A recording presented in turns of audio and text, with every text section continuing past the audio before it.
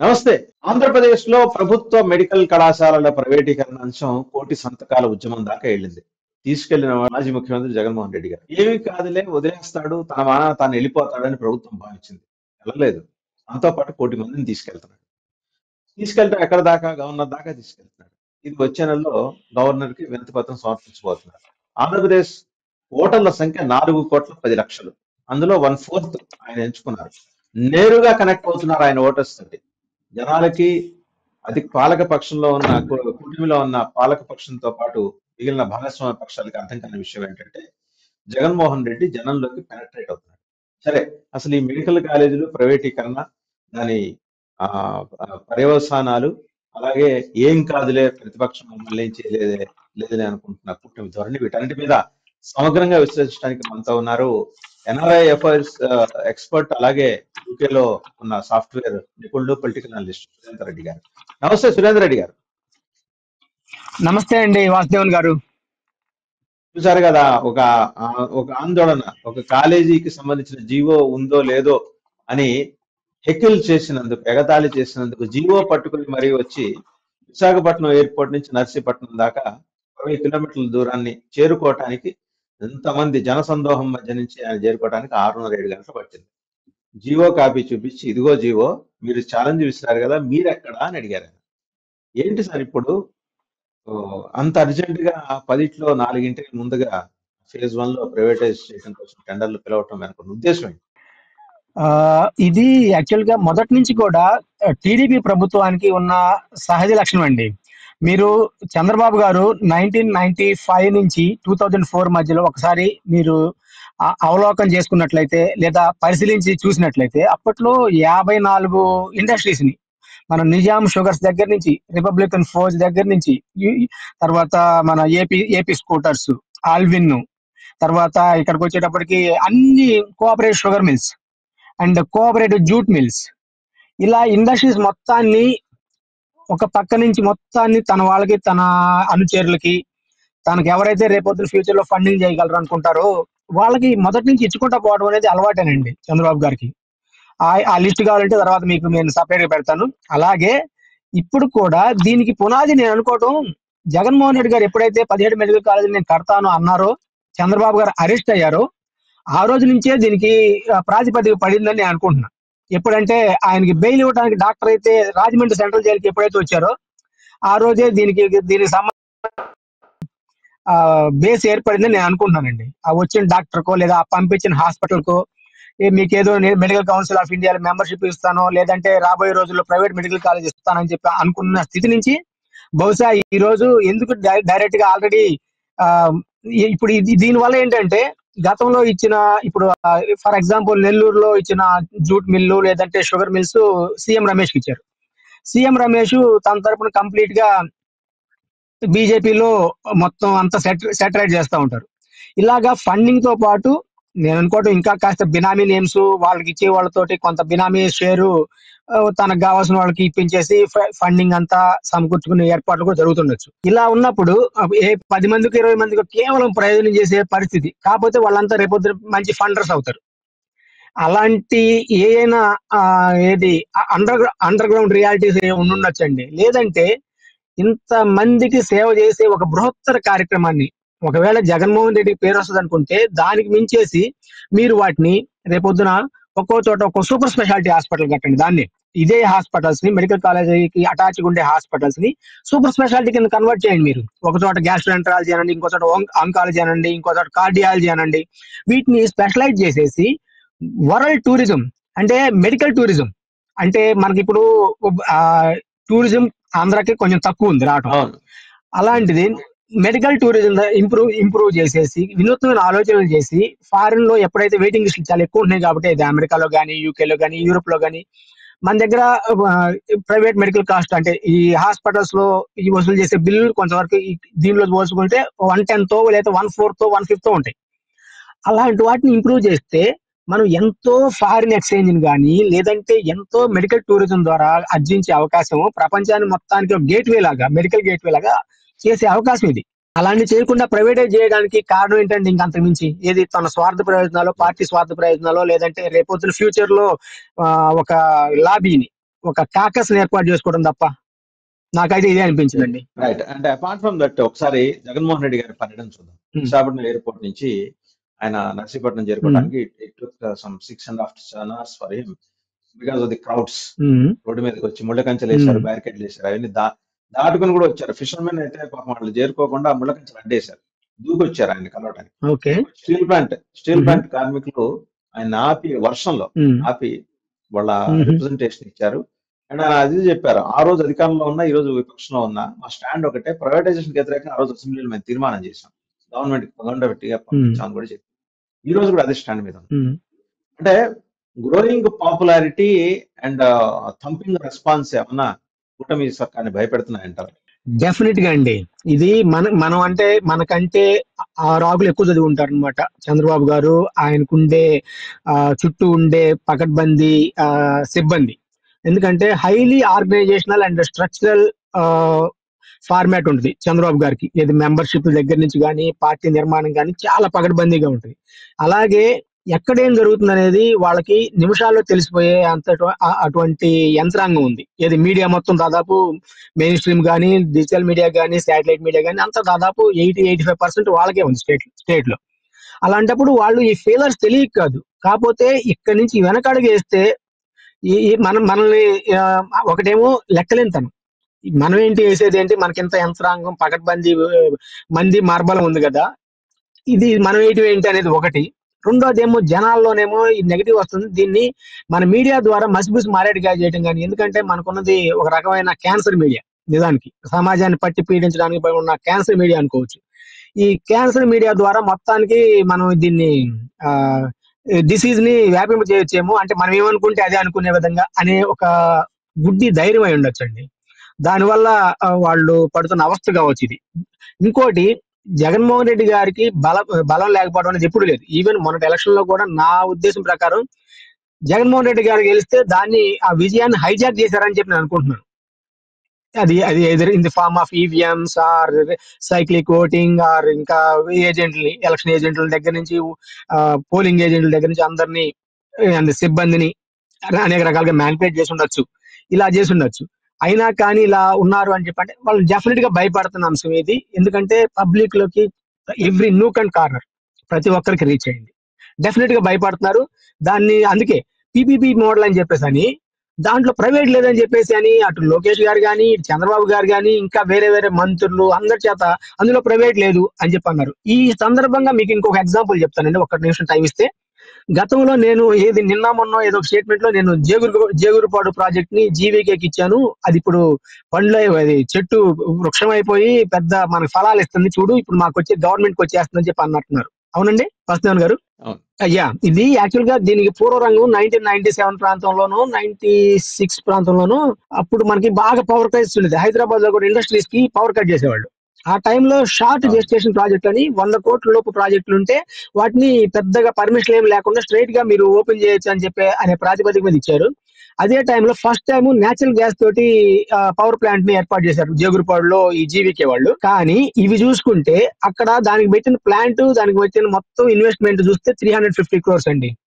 కానీ వీటికి రాసుకున్న పీపీపీ ఒప్పందాలు ఎలాంటివి, రాష్ట్రాన్ని ఎంతగా నాశనం చేసి ఉంటాయంటే, ఒక్కసారిగా మీరు వాళ్ళ రిక్వైర్మెంట్ ఉన్న టైంలో మాత్రమే ప్రొడ్యూస్ చేస్తారు. అంటే వాళ్ళు రాసిన పీపీపీలో పవర్ పర్చేజ్ అగ్రిమెంట్ లో వాళ్ళకి ఖచ్చితంగా మినిమం ఇవ్వాల్సింది viability funding, viability gap funding ఇలాంటివన్నీ అరేంజ్ చేస్తూ, వాళ్ళకి కావాల్సిన లోన్స్ ఇప్పిస్తూ, వాళ్ళకి కావాల్సిన అన్ని ఫెసిలిటీస్ ని సమకూర్చి వాళ్ళు ప్రాజెక్ట్ ని చేసిన తర్వాత వాళ్ళు ఎలక్ట్రిసిటీ ప్రొడ్యూస్ చేసినా చేయకపోయినా కానీ వాళ్ళకి ఫిక్స్డ్ అమౌంట్ ఈ గవర్నమెంట్ నుంచి ఇచ్చేటట్టు అనమాట. ఇలా చూసినప్పుడు వాళ్ళకి దాదాపు 3,560 కోట్లు దాకా ఇచ్చినట్టు ఒక అంచనా అండి. ఆ మాత్రం 350 కోట్లు గవర్నమెంట్ సెక్టర్ లోనే మీరే పెట్టుంటే ఆ రోజు, ఈ రోజుకి ఆ 3,560 కోట్లు పబ్లిక్ ఎక్స్చెకర్ నుంచి మన ప్రజల మీద పడే భారం నుంచి రేట్లు పెంచి అసలు ఆ పరిస్థితి ఏర్పడేది కాదు. అది మరి ఆ మోడల్ ని ఇప్పుడు కూడా నేను గొప్పగా చేశాను అంటున్నారు తప్ప, దీని మీద వైట్ పేపర్ లేదంటే పూర్తి డీటెయిల్స్ ఇవ్వమని చెప్పండి. ఇయర్లీ ఎంత పే చేశారు, ఎన్ని యూనిట్లు తీసుకున్నారు, పీపీ అగ్రిమెంట్ ఏంటి, ఇవి చూపిస్తే అది మొత్తం డొల్లా అని చెప్పేసి ప్రజలందరికీ అర్థమవుతుందండి. ప్రజలు బాగుంది. అలాగే కాదు, ఆ జేగురుపాడు జీవీకే కాకుండా ఇంకా అదే టైంలో స్పెక్ట్రమ్ అని, తర్వాత కోనసీమ పవర్ అని, బాలయోగి గారిది, ఇలా తనకు కావాల్సిన వాళ్ళందరికీ ఇచ్చేసి ఆ రోజుల్లోనే అతిపెద్ద పవర్ పర్చేజ్ అగ్రిమెంట్ల ద్వారా Lanco for example unit rate produce చేయకుండానే ₹10 లెక్క కూడా పే చేశారు, తెలుసా అండి మీకు? ఉమ్, ఇదనమాట. ఇది పీపీపీ అంటే. అంటే అప్పట్లో అనాలోచితంగా చేసే చర్యలు ఇప్పటికి కూడా అదే గుడ్డిగా ఆలోచించడం, 2 ప్రజలందరినీ ఇలాగే మభ్యపెడతాను, నేను మాయ చేస్తాను, వాళ్ళకి ఏమైనా చేసేసి మసిపూసి మారేడుకాయ చేస్తానంటే ఇది 1980s 90s నాటి రోజులు కాదు వాసుదేవన్ గారు. అది ఉమ్, నేను అంటే ఇదే పీపీపీ ఇప్పుడు కూడా ఇలాగే జరుగుతుందని చెప్పేదానికి ఎగ్జాంపుల్ నేను ఇప్పుడు ఆయన చెప్పిన జేగురుపాడు నాకు వస్తుందని చెప్పి అన్నారు కదా. అది ఉమ్. ఎన్ని పవర్ ఎన్ని యూనిట్లు సప్లై చేసింది, ఎన్ని కిలోవాట్ అవర్స్ ఇచ్చింది ప్రజలకి, ఎంత పే చేశారు, ఆ పీపీఏ ఏంటి, ఇది చెప్పేసి అది పక్కనే దీన్ని కూడా ఎక్స్ప్లెయిన్ చేస్తే అప్పుడు కొంచెం దానికి ఏమైనా వ్యాలిడిటీ వెరీ ఉంటుంది. True, very true. ఒక విషయం సార్, ఫైనల్ గా సురేందర్ రెడ్డి గారు ఒక విషయం చెప్పండి. ఇప్పుడు అదే పీపీపీ మోడల్ ని, సిమిలర్ పీపీ మోడల్ ని ఈ మెడికల్ అండ్ హెల్త్ సెక్టర్ లోకి తీసుకురావడం ద్వారా 625 బెడెడ్ హాస్పిటల్స్ అనుబంధంగా ఇటుకు రావాలి. వీటిల్లో యూజర్ చార్జెస్ లో వేరియేషన్స్ ఉండే అవకాశం ఉందా? అంటే ఏదో షరతులు వర్తిస్తాయి. ఇప్పుడు మనం బైక్ అడ్వర్టైజ్మెంట్ చూస్తుంటాం, లీటర్ 200 కిలోమీటర్లు షరతులు వర్తిస్తాయి కింద రాస్తాడు, షోరూమ్ లో నడిపినప్పుడు మాత్రమే. అట్లా ఐడియల్ పేద కండిషన్స్ ప్రజలకు అండ్ ఉచిత ఐడియల్ వైద్యం, కండిషన్స్ దానికి కింద ఒక 5 కండిషన్లు 6 కండిషన్లు లాంటివి ఏమైనా వచ్చే ప్రమాదం కనిపిస్తుందా? ఖచ్చితంగా ఇది ఈ రోజు ప్రజల్లోంచి వ్యతిరేకత వస్తుంది కాబట్టి ప్రస్తుతం 70% మందికి ఫ్రీ, ఓన్లీ 30% కే తీసుకుంటామంటారు. అసలు ఇది ప్రైమరీ సెక్టార్స్ అన్ని అంటే ప్రాథమిక విద్య, ప్రాథమిక వైద్య ఆరోగ్యం మరియు ఏది ఇన్ఫ్రాస్ట్రక్చర్ అంటే ఏంటి, మన పోర్ట్లు గానీ, రోడ్స్ మౌలిక గానీ, సదుపాయాలు. ఇలాంటివన్నిటిని ఎప్పుడు మౌలిక సదుపాయాలు మొత్తం ఖచ్చితంగా ప్రభుత్వ ఆధ్వర్యంలో ఉండాలని చెప్పి నమ్మేవాళ్ళు నేను మొదటి వాడినండి. ఎందుకంటే నాకు తెలుసు ఈవెన్ ఇప్పుడు వైజాగ్ స్టీల్ ప్లాంట్ లేకపోతే ఇలాంటి ప్లాంట్స్ కొన్ని ప్రైవేటైజ్ చేస్తున్నారంటే దాంట్లో ఉండే అప్స్ అండ్ డౌన్స్ వాటి గురించి మాట్లాడాల్సిన అంశాలు వేరే ఉన్నాయి. దాంట్లో ఎంతవరకు చేయొచ్చు, ఎంతవరకు చేయకూడదు. కానీ ప్రజారోగ్యము, ప్రజలకు ప్రాథమిక విద్య అనేవి ఇక్కడ కూడా ఎప్పుడు ఏది వెస్టర్న్ కంట్రీస్ కానీ ఏ సొసైటీలో కూడా వాళ్ళు గాలికి వదిలిపెట్టలేదండి. అంటే అమెరికాలో ఉండే సిస్టమ్ డిఫరెంట్ ఉంది, కానీ యూరోప్ అండ్ యూకేలో ఇక్కడ ఎన్హెచ్ఎస్ అని కంప్లీట్ గా ఎవ్రీథింగ్ ఫ్రీ. ఎన్హెచ్ఎస్ 1946 లో ఫామ్ అయింది, 1946 ఆర్ 48 సబ్జెక్ట్ టు కరెక్షన్. అప్పటి నుంచి కూడా ఇక్కడ భరోసా, మీరు ప్రజలకి మంచి ఎడ్యుకేషన్, మంచి వైద్య ఆరోగ్యం, మంచి ప్రైమరీ ఇన్ఫ్రాస్ట్రక్చర్ మౌలిక సదుపాయాలు మీరు అందిస్తే ఆటోమేటిక్ గా అంటే ఆనందదాయక సమాజం. అంటే ఇలాంటి వాటికి మీరు financial audit, commercial audit, economical audit చేయకూడదండి. వీటిని మీరు సోషల్ ఆడిట్ మాత్రం చేయాలి. అంటే ఎంత మందికి ఇప్పుడు మనం మామూలుగా ఇండెక్సెస్ చూస్తుంటాం, ఏది యుఎన్ఓ, యుఎన్డిపి కానీ ఇలాంటి ఏమైనా ప్రపంచంలో ఏ దేశాలు అభివృద్ధి చెందిన, ఏ దేశాలు ఏ మౌలిక సదుపాయాల కల్పనలో ఈ అభివృద్ధి ఇండెక్సెస్ ఏదైతే ఉంటాయో సూచికలు. ఫర్ ఎగ్జాంపుల్ తీసుకుంటే ప్రసూతి సమయంలో మదర్హుడ్ టైంలో ఎంతమంది సరైన వైద్య ఆరోగ్యవంతంగా చనిపోతున్నారు, అలాగే ఇన్ఫాంట్ మోర్టాలిటీ రేటు, శిశు మరణాలు, ఆ తర్వాత మాల్ న్యూట్రిషన్, ఆ తర్వాత ఇంటిగ్రేటెడ్ ఫుడ్ ఉండే లోపాలు, ఇలాంటి అన్ని తీసుకున్నప్పుడు ఇండిసెస్, తర్వాత ఏజ్, ఆయుర్దాయ ప్రమాణాలు, తర్వాత ఆరోగ్యంగా పెరిగే పిల్లల్లో వాళ్ళకు ఉండే అటువంటి అన్ని రకాలైనటువంటి స్టాండర్డ్స్, ఇవన్నీ రీచ్ అంతే తప్ప మన రియల్ ఎస్టేట్ డెవలప్మెంట్ కాదండి. ఏది ప్రభుత్వాలు నడపడం అంటే రియల్ ఎస్టేట్ డెవలప్మెంట్ చేసేసి మా ఆధ్వర్యంలో హైదరాబాద్ లోనో విజయవాడలోనో ఎకరం 10 కోట్ల నుంచి 100 కోట్లు అంటే ఆ 100 కోట్లు అంటే ఒకరో ఇద్దరో 10 మంది బాగుపడతారు, కానీ సమాజం మొత్తానికి లాభం కాదు కదా. అది మిగతా వాళ్ళకి అందుబాటులో లేకుండా చేస్తున్నట్టు నువ్వు. అంటే ఇక్కడ కూడా దీన్ని ఏదైనా ప్రాథమిక ఆరోగ్యం, ఇందాక మొదట్లో మీరు అడిగిన క్వశ్చన్ ఆన్సర్ ఇక్కడ వస్తుందండి. ఈ కాలేజీలన్నిటినీ ప్రభుత్వ ఆధ్వర్యంలో ఉంటే మనం ఎన్ని రకాల ప్రయోజనాలు ఉంటాయంటే, ఒకటి పూర్కి ఈవెన్ అప్పర్ మిడిల్ క్లాస్ వరకు కూడా మన దగ్గర హాస్పిటల్స్ లో ఎంతమంది బేర్ చేయగలరు సార్? ఒక రోజు అపోలోలో ఉంటే 40,000 వరకు తీసుకుంటారని చెప్పేసి ఒక మాట విన్నాను. అలాగే స్టార్స్ ని బట్టి ఎంతంత రేట్లు వసూలు చేసుకోవాలి, అవన్నీ కాదు. మీకు కరోనా టైంలో మీకు మీ చుట్టుపక్కల వాళ్ళందరూ ఎంతో మంది మనం చూస్తుంటాం. నాకు నా ఫ్రెండ్స్ కానీ ఫ్యామిలీస్ కానీ ఒక్కొక్క ఆక్సిజన్ సిలిండర్ దొరకాలంటే ఎంత కష్టమైంది. అదే ప్రైవేట్ లో వాళ్ళు ఎంతంత per day 1 lakh 2 lakh 3 lakhs. Yashoda హాస్పిటల్లో ఒక పేషెంట్ కి 1.5 కోటి వేశారట బిల్లు. ఎంతమంది పే చేయగలరు? అంటే ఏంటి, మీరు పేదరికాన్ని నచ్చకపోతే పేదల్ని లేకుండా చేస్తారా? సమాజాన్ని అంటే మరి మీరు డెవలప్ చేయరా?